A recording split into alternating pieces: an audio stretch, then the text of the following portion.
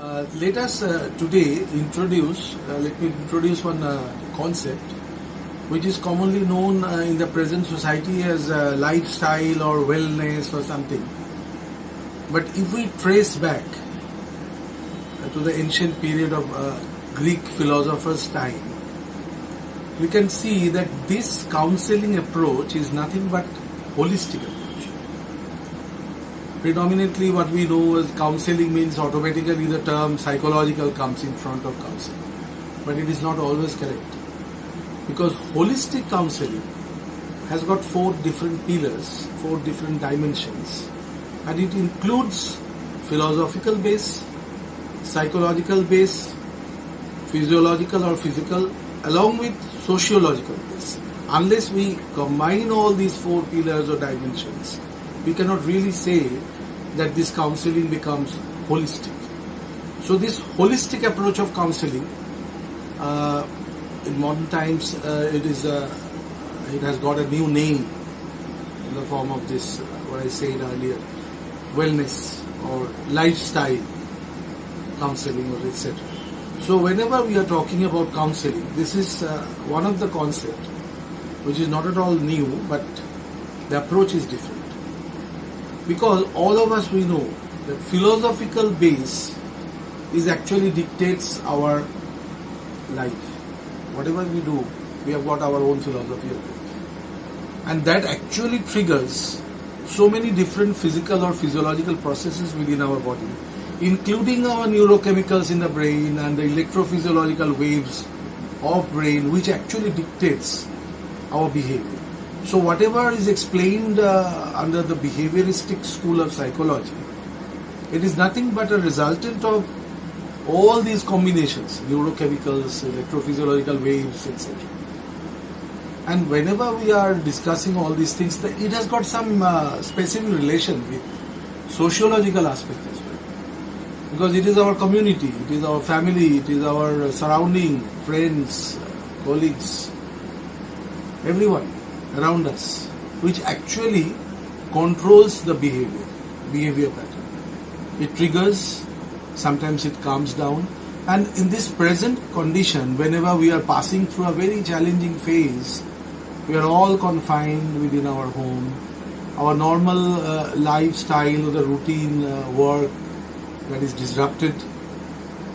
Many of us, we are suffering from various forms of mental problems, depression, etc. Mental health issues are coming up. A lot of discussions are going on in many webinars, discussions, etc.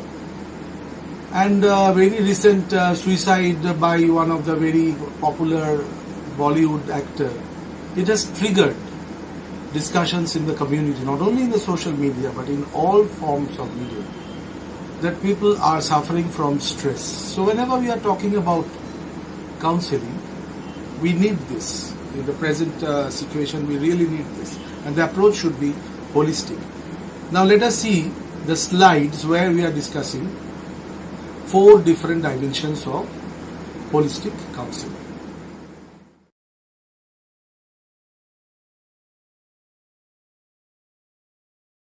Now, as we were discussing about holistic approach, the best example of holistic approach is milieu therapy.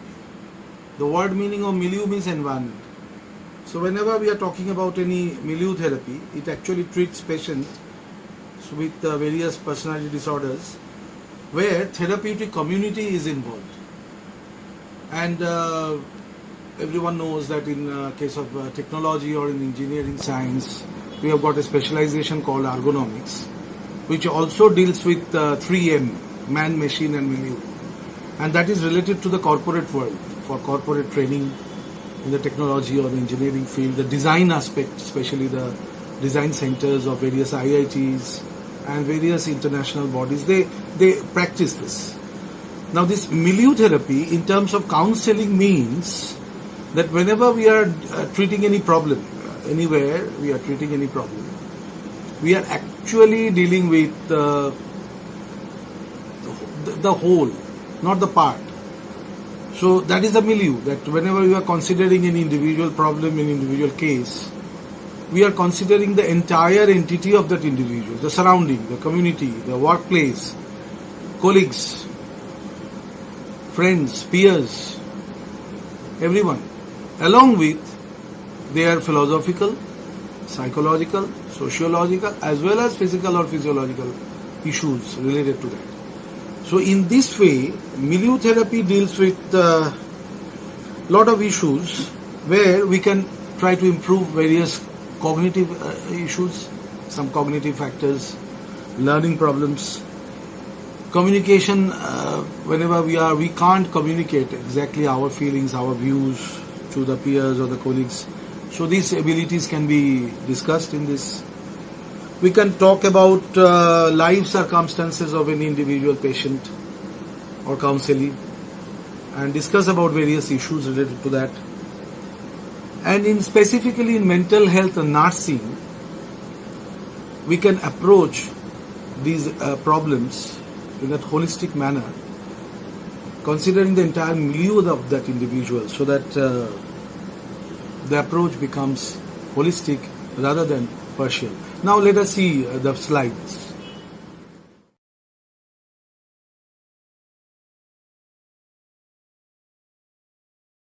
In case of various approach of counseling, we have got three different types. One is directive, one is non-directive, but the combination of these two is eclectic, and that is the most modern and most acceptable to all. Why?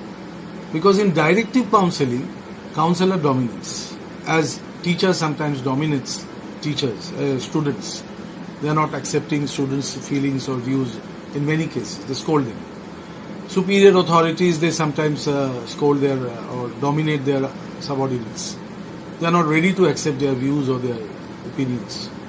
So that is one of the examples in case of counseling where the counselor dominates, that is directive counseling. But on the other hand, if I am allowing the counselee to express his or her views or take some time to listen to him or her, his or her feelings, emotions, etc., that is non-directive. Both the types has got its own limitations and advantages. But judiciously, if we combine these two approaches, it becomes eclectic. And this eclectic approach, where there is a balance between the directive and the non-directive. And in the modern world, normally counseling approach is eclectic. And in this eclectic approach, what we do is actually we strike a balance between both directive and non-directive. And usually this counseling includes anyone in the society. It may be parents, it may be teachers, maybe administrators, maybe any common man in the society, students, anyone. And now at present, when we are living a very challenging time during this post-COVID situation, and we are all confined and all the management and administrative authorities are paying more attention to online, e-learning, etc. All new method of teaching is coming up. And private authorities, they feel that this may be one of our future mode of transaction. So I don't know what will happen in future, but this is one approach with which we are proceeding towards the future. So online and offline, that is real classroom teaching, will be running parallel. So in case of counseling as well, probably this counseling approach will be part of our teaching program. So, and that is the necessity for all the teacher training institutions to come up and give a bit of training to all the teacher trainees, whether they are doing their B.Ed or M.Ed or whatever teacher training courses they are attending. They must be acquiring some basic skills of counseling, because students will be coming up with their problems, issues, and teachers should be equipped enough to handle those issues. This is very important.